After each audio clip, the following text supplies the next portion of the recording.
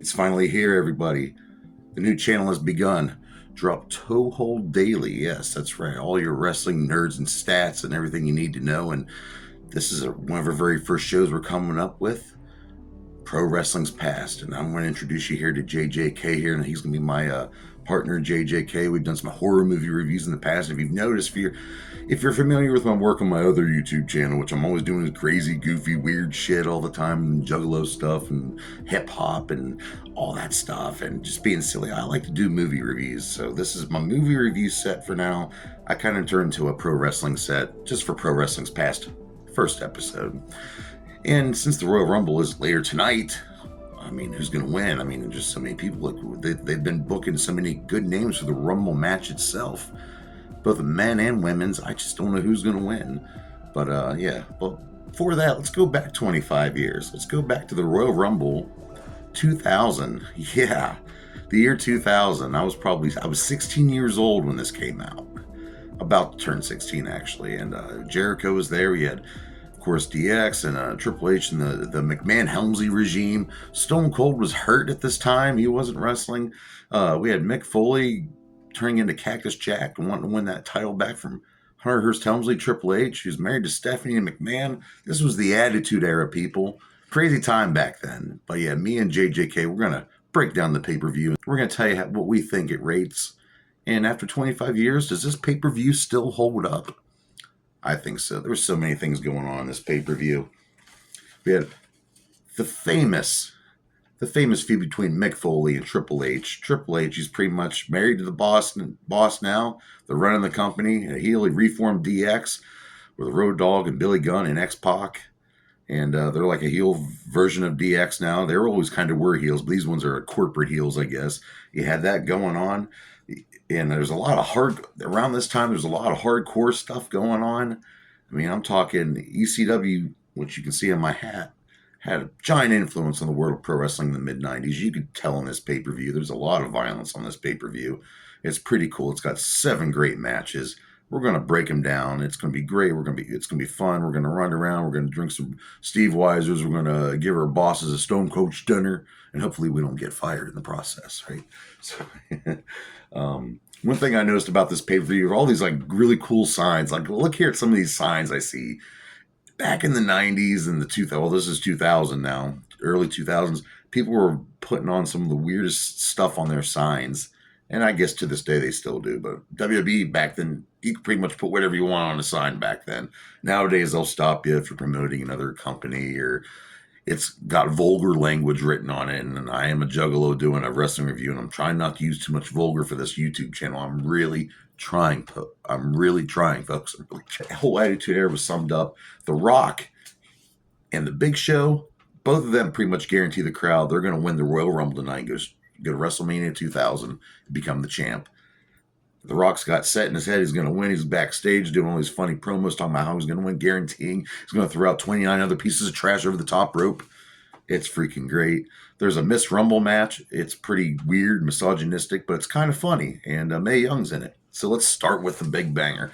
Now, for weeks, people heard Taz. Now, Taz was this big deal in this company called ECW. He was the world champion. He was really short, but he was built like a brick house, and he could make you tap out within minutes. He got signed to WWE, and the rumors flew back then. This is when the internet was starting to get really big with the wrestling rumors. Everyone knew Taz was coming. They do these vignettes every week. You see this like the mood is about to change and have a 13 with the color orange, and we all knew it was Taz. And I think WWE kind of knew that we knew. So Kurt Angle comes out, does an open challenge. He's undefeated, and Lord have it, Taz freaking shows up with a giant freaking pop. People love Taz, and I think McMahon had a hard time wanting to put over ECW guys because he felt they weren't nationally known or worldwide known. But give these guys a chance, and I mean, look at like Mick Foley, Rob Van Dam, Tommy Dreamer, Terry Funk. People love these wrestlers. People love ECW. Before the match even starts, Kurt's out there doing his thing on the mic. He's got the heat going on. He's pissing everyone off, doing his job as a heel, and everyone wants Taz. They're chanting, "We want Taz. We want Taz." And it starts off, and he goes over the top rope a little bit, and they're kind of frisking around. And Kurt Angle's takes him to the outside, does a suplex on the damn concrete, and brings it back to the ring. And Kurt Kurt works on Taz for a little bit here. He's not gonna let this newcomer just make it a squash match. But then it got to the point where they're at the top rope and Taz does this amazing top rope Tazplex, and it looks beautiful. Then there's a near fall. And after that, they pretty much go back and forth, and there's some more Tazplexes. And when I say Tazplex, I mean anytime Taz does a suplex, we call it a Tazplex. And then he hooks on the Kasha Hashime, which he calls the Taz Mission, which Jerry Lawler keeps calling a chokehold. And Taz wins the match because Kurt Angle's knocked out. Later on, they would say, blah, blah, blah, Kurt Angle's still undefeated because he was choked out. I don't know. It looked like a choke to me, but also looked like Kurt Angle wasn't ready for ECW, even though we had that tryout back in the day. Does it end the Kurt Angle streak? I don't know. But hey, I can't do all these matches by myself. I'm bringing in my boy, JJK. Tell us about the next match. This tables match had a unique twist in which both team members had to be put through a table by an opponent. The Hardy Boys seized control early, executing a double superplex on Bubba Ray and utilizing a ladder. Matt then set up Bubba Ray on a table outside the ring and, with Jeff, delivered a devastating combination. Matt's diving leg drop and Jeff's Event Omega diving splash, putting Bubba Ray through a table. They then targeted Devon, placing him on another table outside of the ring. Matt's diving leg drop attempt missed, and Jeff's suicide senton sent him crashing through another table. Bubba Ray retaliated with a super bomb on Matt Hardy through a table. The Dudley Boys then took over, stacking tables in the entranceway. Bubba Ray dragged Jeff to the balcony, but Jeff fought back with a low blow and chair shots. Bubba Ray then fell through the stacked tables, and thanks to Matt, finally, Jeff sealed the win by putting Devon through a table with a swanton bomb from the balcony.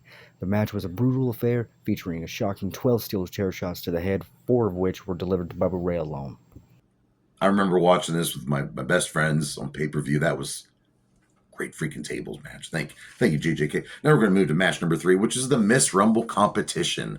Yes, the Miss Rumble competition. Back then, they didn't make their women pro wrestlers pro wrestle a lot. They made them run around skimpy bikinis, lingerie, and pulling each other's hair and undress and all that stuff. So it's a little misogynistic, but these girls knew what they were doing.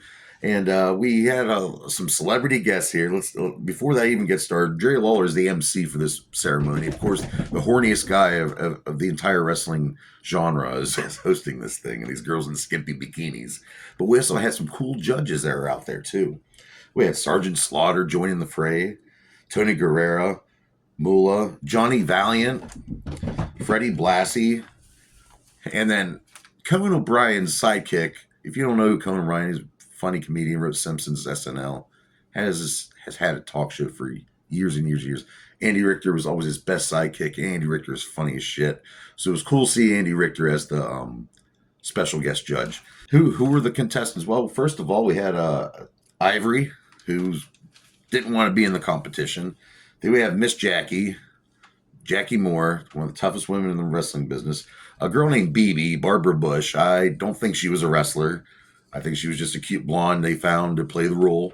We had Luna, God rest her soul. Luna was out there, and you could tell she didn't want to be doing this either. And we also had the Cat, okay?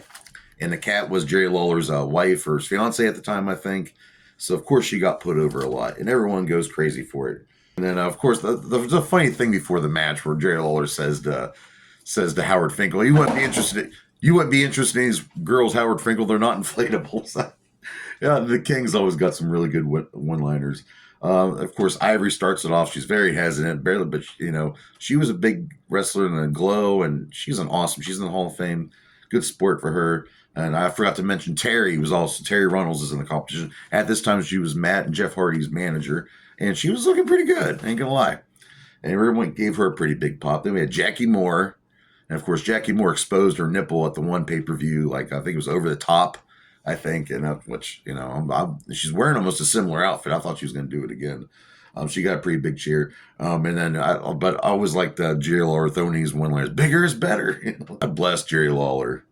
And BB, she, like I said, she got cheered for. No one really knew who she was. But then there's the Cat, and the Cat was wearing a bubble wrap bikini. Yeah, bikini made out of bubble wrap. And of course, Jerry Lawler, he's going crazy because he's the horniest man in pro wrestling history. But then we get interrupted by Mae Young. Yes, Mae Young says she wants these people, my fans want to see my puppies. And of course, puppies referring to women's breasts. And she gets out there. She's wearing the bikini. She's trying to show it off. It's hilarious, guys. It's hilarious. And then Mark Henry, her on-screen boyfriend at the time, is trying to cover her up. She's showing her saggy nipples. And of course, Andy Richter loves Mae Young, and Mae Young wins the Rumble competition. And this match was actually a lot funner to watch than I remember. So back to you, JJK, for our next match. The match was indeed fast-paced, with Jericho and Chyna's pre-existing tension adding to the dynamic. They had to fight each other as well as Holly. Hardcore Holly, known for his, well, hardcore style.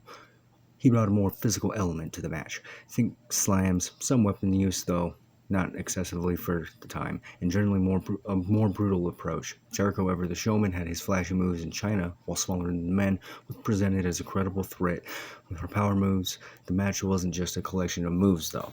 There were moments of strategy with alliances forming and breaking down quickly as each wrestler tried to gain the advantage in the end. Me personally, I think it was pretty good. Everybody got to get their shit in. It's a nice, fun little watch. And if you go back to that time period and watch the triple threat, the rivalry between Jericho and Chyna, it's great. Back to you. Then we have the tag team title match. It's match 5. And this is the tag team championships on the line. Billy Gunn and the Road Dogg. The New Age Outlaws taking on the Acolytes, Farouk and JBL. Well, he was just going by Bradshaw back then, but these guys, they will kick your ass. They fucked up public enemy in real life. They're real life bar brawling, beer drinking, tough wrestlers. The Outlaws of the championships. The APA won a #1 contendership match, and yeah, there would be some bar fights between the New Age Outlaws and the Acolytes. There was some pretty good footage there, but it's always great to see them do their thing. It's always great to see the APA out there drinking beer and kicking ass. We start this off now. The match, it starts off pretty much with a big outside brawl. Road Dogg and Billy Gunn, they're trying to get on their feet. Farouk and Bradshaw, they just won't let up. At one point, there's a good spot where he does the JBL does the big boot. He does a fall away slam, and he does a big boot before he does the fall away slam. That was a pretty cool spot, I thought. And then there's also another spot where Farouk did double clothesline to both the Road Dogg and Billy Gunn, damn near decapitated both of them. And Tim White, the referee, was trying to keep control for a while. It looked like he was struggling a little bit, honestly. Billy pulls off the ref after a spine buster, and which pretty much, like I said, this is DX as the corporate heels, kind of. So that it was kind of weird to see them cheat like that. And X-Pac, of course, has to come in and do a run-in after a double powerbomb spot. Famous on Bradshaw. The Outlaws win. It was kind of just a weird scene. DX, they were always kind of heels, but they didn't really cheat. They didn't have to cheat to win. So it was weird to see DX in this shade where they're heels. I don't like it. Didn't like it. But it was a pretty decent match. It was a little shorter than I thought it would be, but like I said, it was a pretty decent match. I'm not going to lie. But here's our next match. JJK, what is our next match? You got a doozy, don't you? This match indeed did start with a bang, with both men coming out hot, trading blows. Eventually, Cactus Jack brought in that barbed wire 2x4, which he used to absolutely brutalize Triple H, making a man out of him. One of the most particular spots in this match was with Palace, Triple H suplexing Cactus Jack onto it and just absolutely puncturing his calf. It looked horribly disgusting. Tons of brutal chair shots to the head, the pile driver on the announce table. And eventually, just like last year, Cactus Jack ends up handcuffed and getting brutalized with fucking chairs. Here comes The Rock. Rock saves mankind. Cactus Jack taking the ring bell to the head. This one was a wild up and down the alley style New York fight. I loved it. It felt like a real fight. The atmosphere was there. Cactus putting over Triple H was great, and the finish with the thumbtacks into the pedigree into the thumbtacks was absolutely freaking wild. In my opinion, this is the night that Triple H became a man, and is a must-see for every single wrestling fan on the planet. This match was just another chapter in his legendary career. Once again proved his willingness to go to extreme lengths to entertain the fans and put on a memorable show. The Triple H vs. Cactus Jack street fight at the Royal Rumble 2000 is still talked about today for that very reason. I love the Mick Foley Triple H feud. It had a nice spectrum. It had a really cool, it was really spread out nice. And they had to do something because Stone Cold, the biggest star they had, was hurt at the time. And they just couldn't. But yeah, that was a good match. Thank you for that.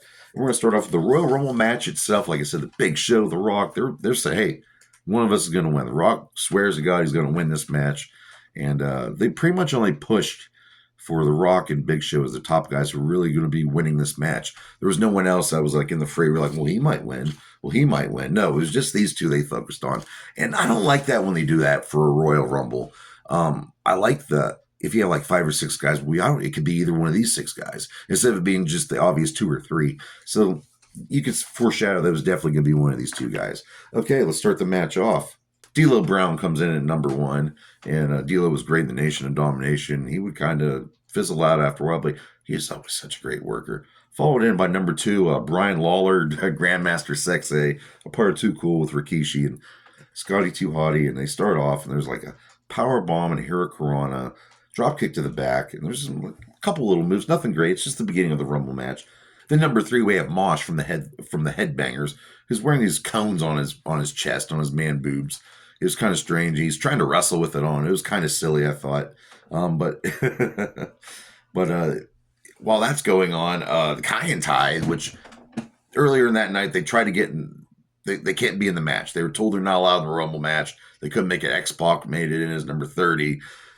But Taka and Funaki, they came in there, and of course they just get fucked up every time they go. This is the first time they would come in the match and do that. And there's a really cool sky high on Mosh.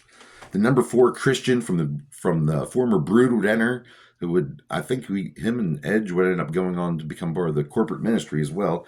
He enters ring, hits his classic vintage reverse falling DDT, and that was always cool to see from Christian. Then we have number 5 coming in. Number 5, Rikishi, which might have been the other guy that might have been who could have won this match. But he came in, he eliminates Mosh, then he eliminates Christian. D'Lo Brown delivers one of his leg drops, and he walks into a Rikishi driver after that, and then Rikishi then eliminates D'Lo Brown. Scotty Too Hottie comes in at number 6, a teammate of Rikishi. Instead of fighting, they do a dance off, and so they do their spot in the ring with the Worm and Grandmaster Sexay and Rikishi shaking his fat ass with his sunglasses on. Well, that comes to an abrupt end when Rikishi double climbs both of his teammates and then throws them out the Rumble. But they still give each other the little kudos to say, hey, things are cool, it's just business. And that's the thing. The Royal Rumble is every man for himself. Steve Blackman, the Lethal Weapon, comes in at number 7. He gets a Rikishi driver put on him and then eliminated. And then we have Big Vis coming in. Viscera, he was a big part of the corporate ministry too. It was cool to see a little thing between him and Fatu in the ring. It looks like he's wearing a garbage bag in this match. I don't know if he wore that all the time, but I seem to notice it a lot in this match. She's on a roll right now. And then number 9 comes in as Boss Man, who's also a fellow corporate ministry member. But Boss Man plays it cool, and he says, hey, I'm just going to wait outside until the next one. And the next one is Test, and the Test has a big... Yeah, he freaking hates Boss Man. Test comes at number 10. There's a backdrop on the concrete on the outside. It looked pretty crazy. Then there's a couple low blows in a row. It's kind of weird seeing that. Then number 11, Davey Boy Smith, who came in. The British Bulldog had been going with this hardcore change with another low blow on Rikishi. And then Gangrel, JJK's homie, Gangrel shows in at number 12 with the whole blood thing, spits it out. I always thought that was so cool when Gangrel did that. But then Kaientai comes in, and you should see what happens to Taka Michinoku's face. In fact, I think I'll play it right here. That is rough. He had to get taken to a medical facility later on that night and couldn't finish the other Kaientai spot they were supposed to do. At number 13, we got coming in as Edge, who would go on to become a Royal Rumble winner himself in the future, Hall of Famer, multi-time world champion. Now he's doing a great job over there in AEW. I love you, Cope. Everything you've done. The ring starts to fill up around this point, and then all of a sudden, number 14, some presidential music starts playing. It's Crazy Bob Backlund, one of the longest reigning world champions in WWE history, and one of the craziest batshit wrestlers who could twist you into knots and break an arm within 2 seconds.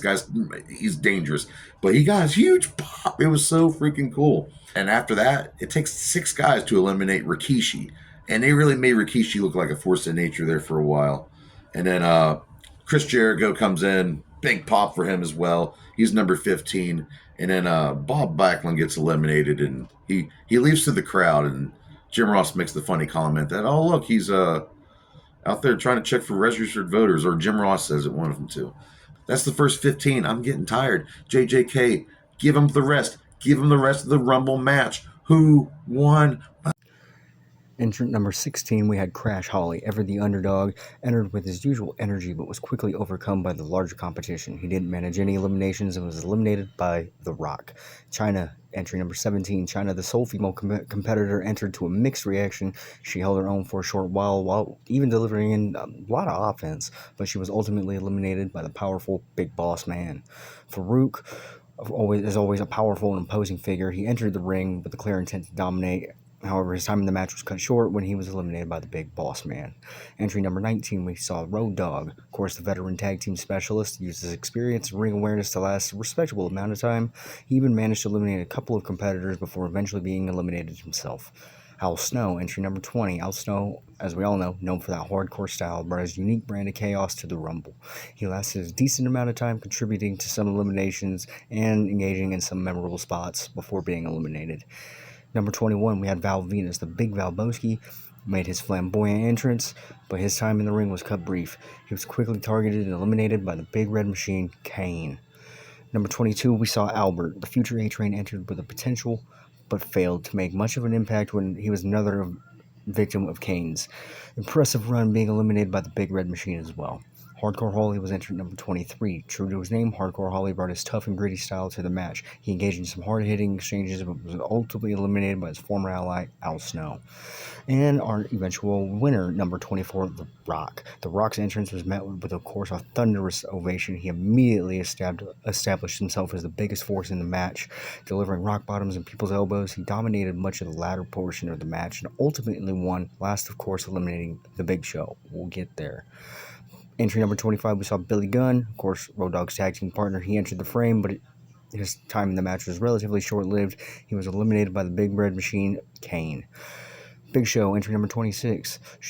As we all know, True Giant entered and immediately became a dominant force. He used his size and strength to eliminate several competitors and became a finalist, ultimately being eliminated, of course, by The Rock. We'll get there. Bradshaw, number 27. As we all know, known for that tough Texas brawling style, entered the ring to make an impact. However, his time in the match was relatively short as he was eliminated. Entry number 28, Kane. The Big Red Machine made a huge impact upon entering. He went on a tear, eliminating multiple competitors with his powerful offense. He was eventually, of course, taken out by former best buddy, X-Pac. Number 29, we had the Godfather, as always, accompanied by his hose. It was a great, nice, memorable entrance, but his time in the ring was brief as he was quickly eliminated. And of course, number 30, the final entrant, X-Pac, entered with a chance to win. He made a late surge, even eliminating former ally Kane, but ultimately fell short, unable to overcome The Rock's dominance. The fucking Big Show won that match. Peace. There we go. A really crazy, weird finish to another Rumble, just like Bret Hart and Lex Luger. In the future, John Cena and Batista. And of course, this would get all convoluted after that. It ended up becoming a four-way dance at WrestleMania with Mick, Big Show, and it's just crazy. Yeah. So it kind of just fell apart. But still was a good Rumble match. And but I'm gonna have to rate this pay-per-view 2.5 out of 5 stars. That's pretty good. It's not bad. It brought back some butterflies. Going back being a kid, 16, watching that table match. The Miss Rumble is funny. It was still funny, and the Rumble match itself was pretty freaking good. I mean, there's no doubt about it. It was a good pay-per-view. Cactus Jack. Thank you, JJK, for helping us out here doing Pro Wrestling's Past. Drop Toe Hole Daily's first ever show on YouTube. And I appreciate all the juggalos and juggalettes out there encouraging me to do this as well. I could do more than just movie reviews. I could do wrestling reviews too. Ooh, and I'm surrounded by toys here too. Look at that. Look, you can see McFloyd's little belly. Isn't that cute? All right, guys. Thank you for joining Pro Wrestling's Past here at Drop Toe Hole Daily. We'll see you next month.